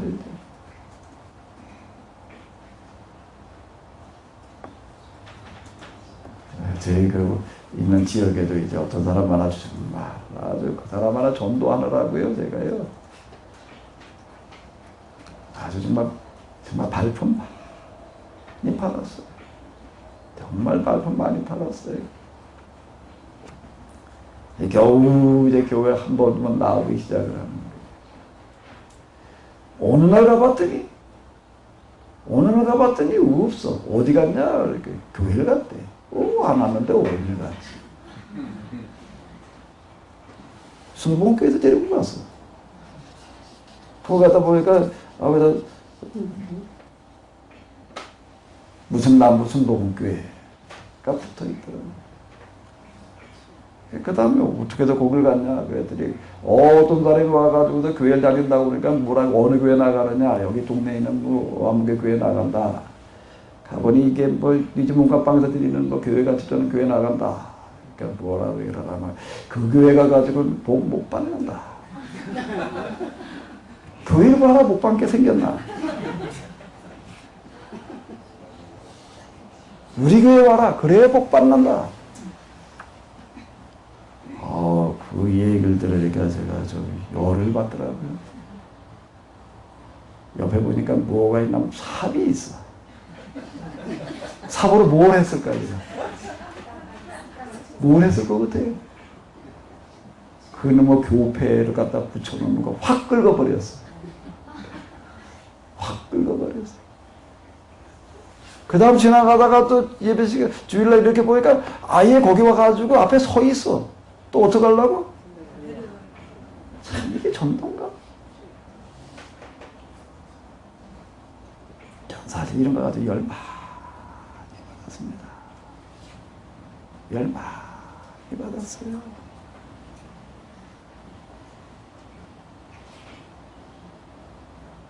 일 년 동안 이제 쭉 전도를 해서 이제 몇 명 좀 되더라고요. 이제 아직 전도사니까 세리를 줄 수는 없고, 감리사님 이제 제 감리교는 구역회를 해요.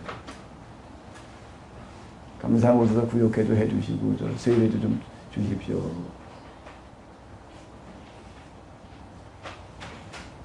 그러니까 끝나고 나왔더니 그 목사님, 감리사님 뭐라고 얘기를 하는가. 여기 언제까지 있을 거야? 언제까지 있겠냐? 그냥 있어야죠. 그게 무슨 소리야, 젊은 놈이 말이야. 빨리 나와. 개인적으로는 굉장히 고맙기도 하면서요. 그건 아무리 있어봐도 교회가 성장될 때도 아니고, 뭐. 그러니까 나와서 좀 넓은 데 가서 한번 좀 해봐라. 고맙기도 하면서도 한편으로는 대단히 좀 서글퍼져요, 그런 거.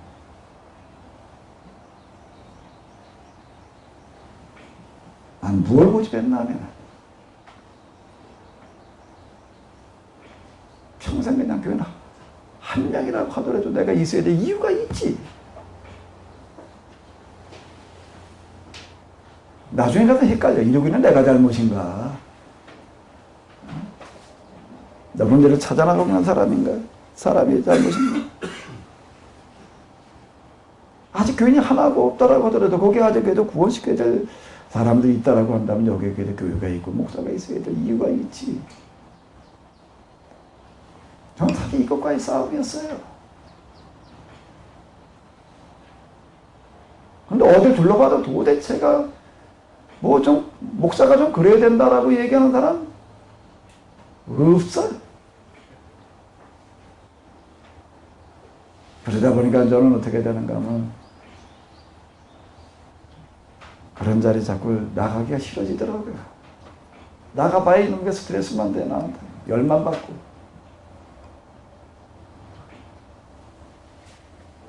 참, 그러고 지냈어. 어디 가서 이런 걸 누구한테 말해봐야 병신인데 이게 딱 좋고. 이런 소리가 뭐지? 병신.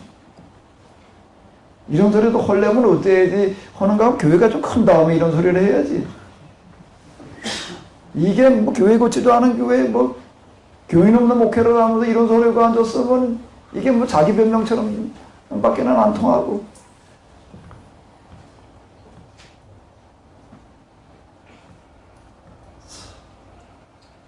갈 곳이 없더라고요. 마음 둘 곳이 없고.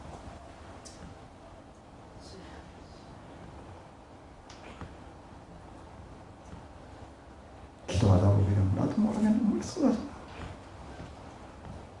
도대체 하나님 목회라는 게 뭐 어떻게 되는 겁니까? 뭐가 목회입니까?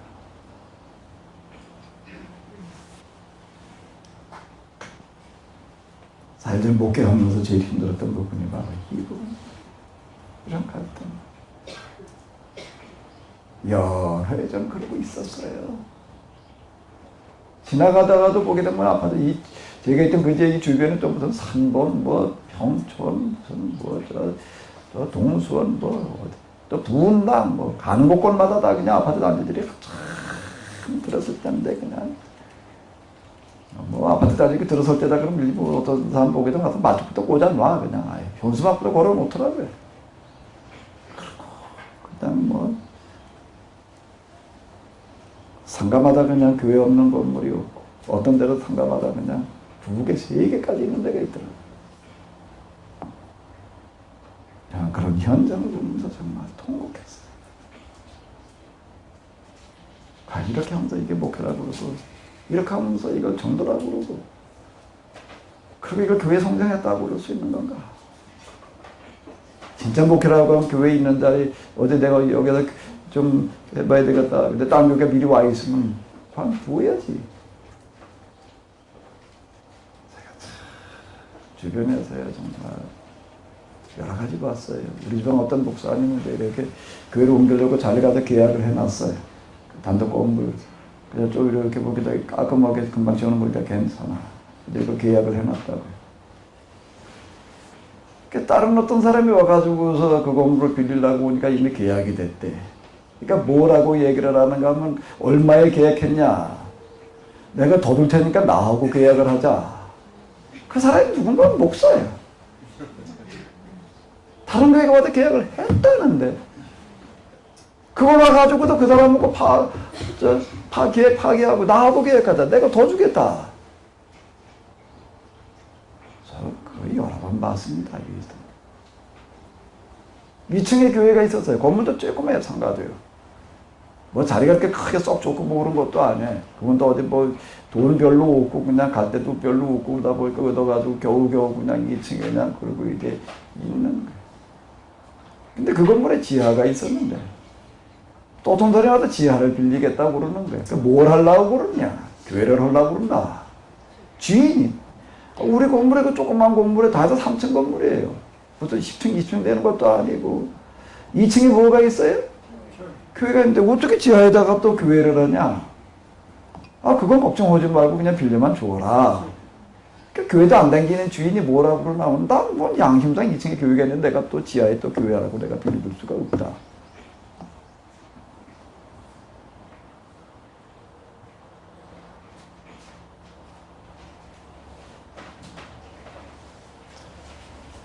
주변에서 이 비슷한 걸 많이 봤어요.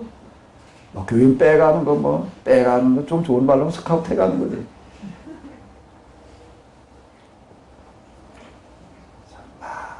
많이 울었어요. 93년 4월 5일 수능절 첫날. 그날도 제가 새벽기도 나가가지고 피눈물을 뿌렸어요. 도대체 하나님 이런 목회 현장 속에서 내가 뭘 해야 됩니까? 이거 그냥 두고 볼 수는 없는 노릇이고 이러고 있다가 이 교회가 그냥 서로 자멸하고 말 텐데 이걸 어찌 해야 됩니까? 그러면서 제가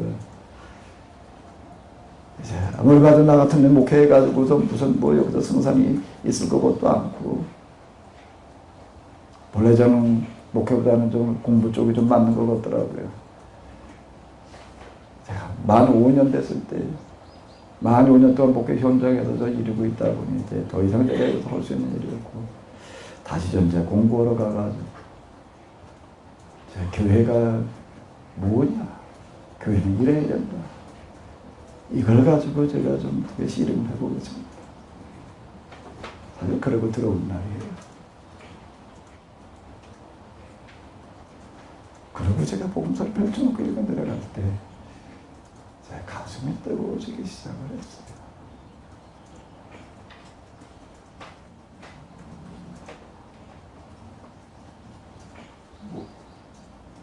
모세의 시내산 떨기나무 불꽃이 제가 이런 과정을 겪고 나온 다음에는 다시 보여요. 뭐가요? 모세가 그 시내산 거기에 와보니 그 미디안 사람들이 뭐라고 부르고 있는가 하면 여기가 하나님의 산이다. 하나님이 계신 곳이다. 그 모세는 40여 년 양을 데리고 이 산 계속에 와가지고 산을 바라다 보면서 그 산과 늘 잠은 자다 했다는 얘기예요. 전 무슨 성경에 은폐함 암시 방식 기록되어져 있다 이런 거를 익혀가지고 이걸 해보려고 그런 게 아니고 무슨 인과율 어쩌고 저쩌고 이런 얘기. 그걸 먼저 해석법을 해석학을 공부를 해가지고 조건에 들어간 게 아니라 제가 이런 과정을 거치고 난 다음에 성경으로 돌아와서 성경을 들여다보니까 뭐가 와닿기 시작하면 그 사람들의 가슴이 와닿는 이 사람들이 이 일이 있기까지 얼마나 많은 갈등과 고민, 좌절,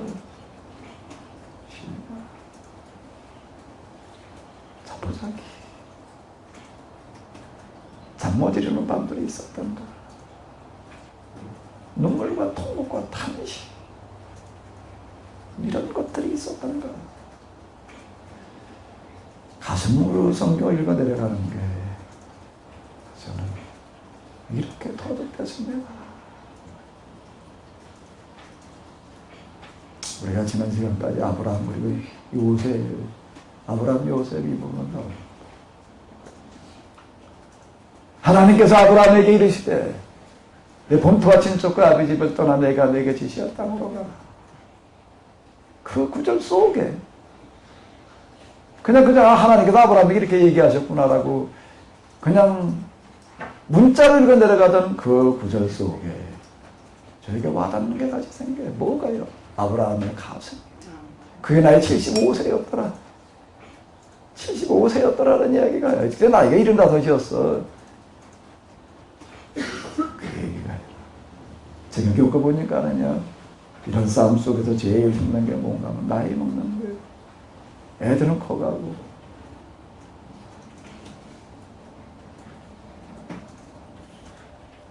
애들은 커가고 제가 아주 절망스럽게 저에게 다가왔던 우리 집사람하고도 막 이런 거 참 다투고 말씨름하고 나이를 좀 먹어가고 애들이 좀 커가니까 어느 날 우리 집사람이 뭐라고 얘기를 하면 저는 어떡하다 애를 낳다 보니까 하나는 딸이고 하나는 여자예요.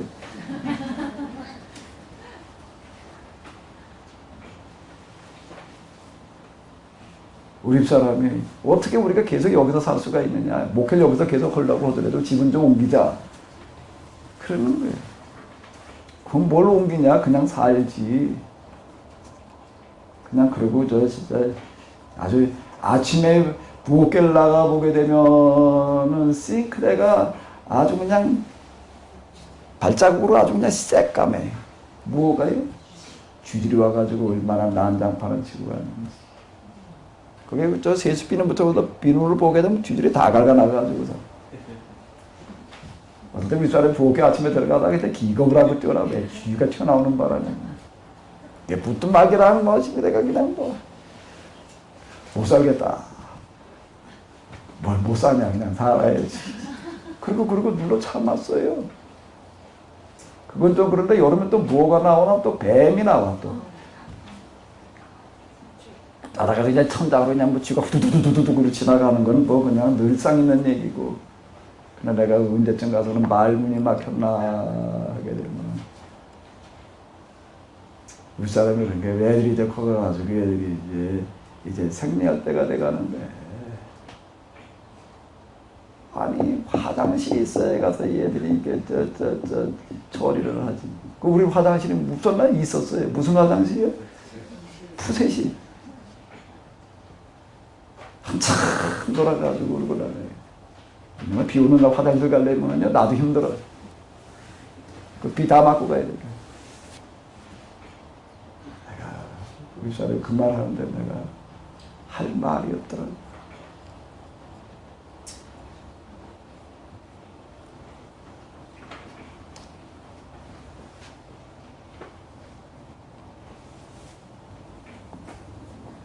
아브라함의 나이 75세였다. 모세의 나이 80이었더라.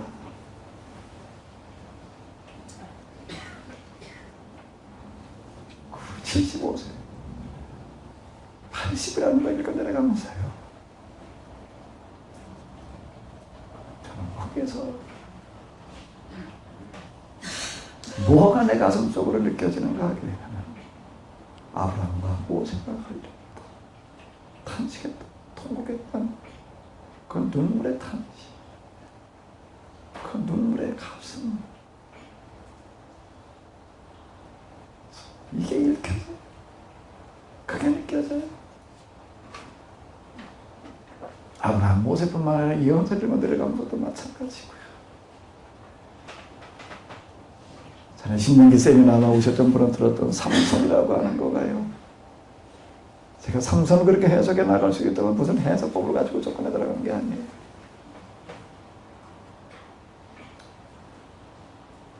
성경을 읽어내려가면서 한 구절 한 구절 속에 들어가면 삼손의 마음이 느껴지는 거예요.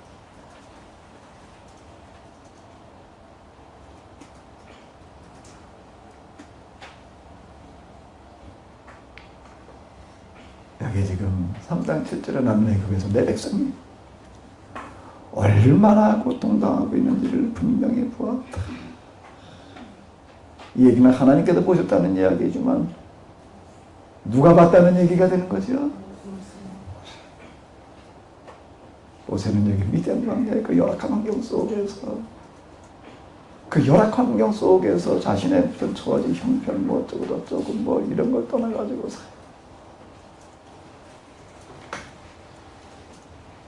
애굽에서 히브리인들이 얼마나 고통당하고 있는지를 가슴으로 느끼고 있었다는 거예요. 또 강제 놓고 노동을 시키는 자들에 울부짖는 소리도 다 들었다.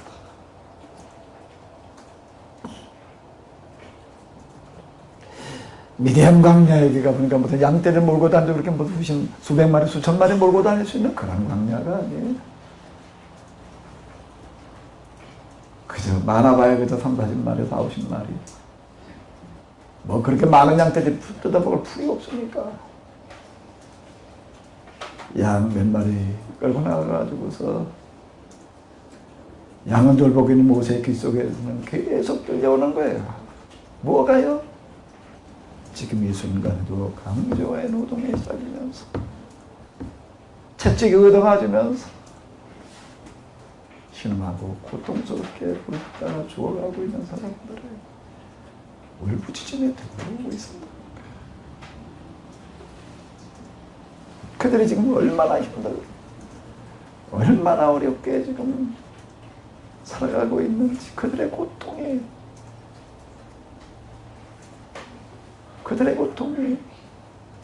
모세의 가슴, 모세의 뼛속에 깊이 사무치고 있었다.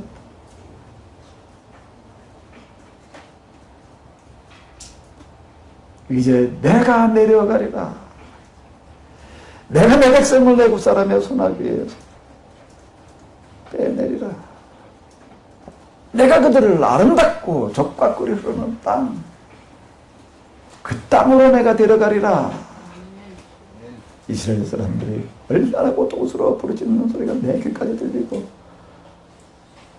애굽 사람들이 그들을 개취받아 따르는 모습도 내가 봤다. 이제 내가 너를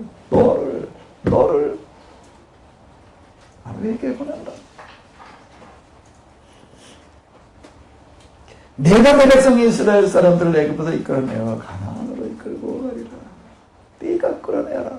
네가 해라.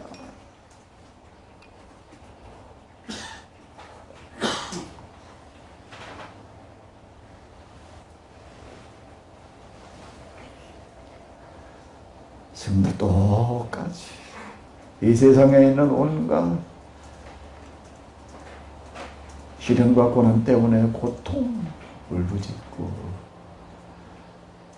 그리고 꽤 사무친 한을 품은 사람들의 그 고통의 소리가 하나님께 다다르고 있다는 것.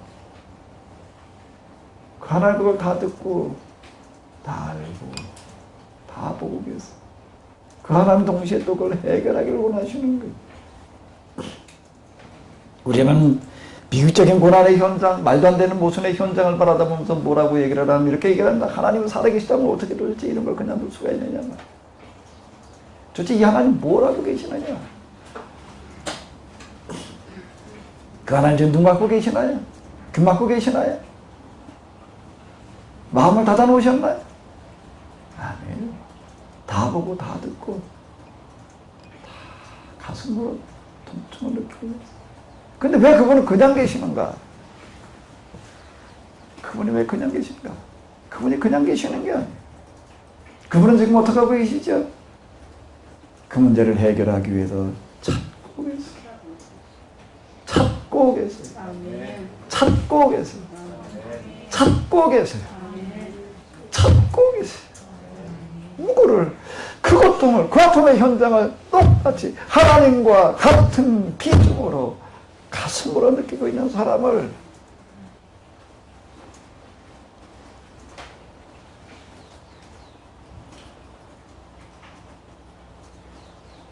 그분은 지금 찾고 있어. 이제 내가 너를 보내겠다. 내가 가서 이끌어내라. 여기에 보게 되면 일치가 일어나는 거예요.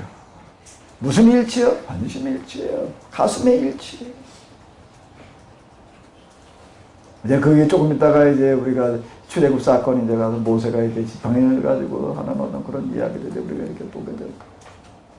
여기에 이 일치, 가슴의 일치, 관심의 일치는 방법의 일치, 그리고 더 나가서 이제 무슨 일치가 일어나는가 하게 되면은 신분의 일치가 일어나는 것을 볼 수가 있어요. 내가 너를 바로에게 신과 같은 존재가 되게 하리라. 신적인 존재가 하리라. 신적인 존재가 되게 하리라. 신해상 기합법의 현장에 가서 이렇게 보게 되면 우리는 하나님께서 돌파는 자가 십계명을 써주셨다고 이렇게 알고 있어요. 근데 그 구절 우리가 다세지리다 보게 되면 하나님께서 쓰셨다는 이야기가 또 무슨 이야기가 같이 병행해 나오는가 하면 누가 썼다고요? 누가 썼다고요? 모세가 썼다는 겁니다.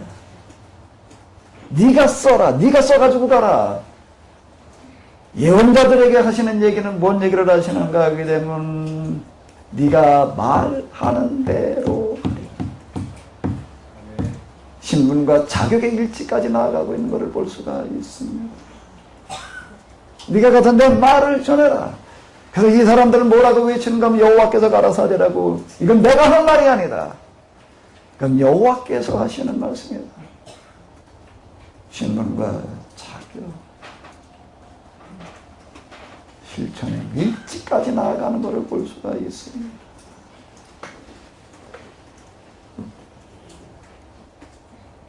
지금도 그분은 찾고 계십니다. 뭐를요? 하나님과 같은 가슴앓이를 하고 있는 사람. 그분은 지금도 찾고 계십니다. 뭐를요? 하나님과 같은 피눈물을 흘리고 있는 사람. 예수님께서 십자가, 지금 우리가 순환절 다음 주가 이제 사순절교 순환절을 보내고 있는데 예수님께서 돌아가실 때 십자가에서 뭘 흘리셨다고요? 기도하실 때 땀방울이 뭐처럼요? 핏방울처럼. 창에 찔리셨을 때 뭐와 뭘 쏟으셨다고요?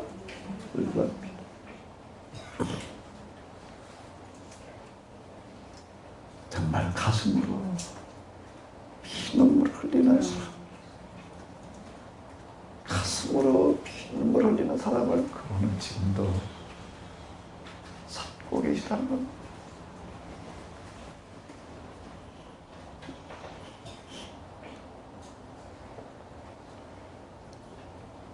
그래서 우리가 예수님을 경험을 하고 그 은혜에게도 감격해서 또 사명감을 느끼고 신학교를 가고 목회자가 되고 사모가 되고 그렇지 않다라고 하더라도 그래도 정말 교회에서 정말 우리가 헌신적으로 노력을 해서 집사가 되고 권사가 되고 장로가 되고 여러 가지 직책을 받아가지고 여기까지 왔는데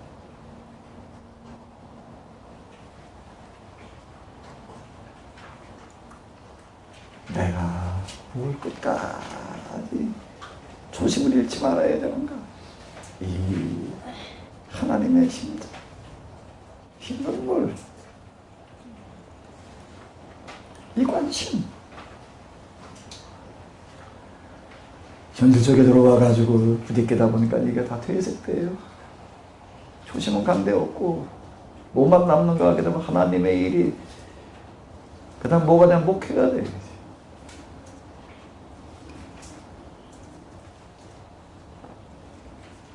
목회자가 목회를 위해서 있는 건지 목회가 목회자를 위해서 있는 건지 더 나아가게 되면 하나님 목회를 위해서 계시는 건지 목회가 하나님 위해서 계시는 건지 이게 같이 역전이 일어나 버려요.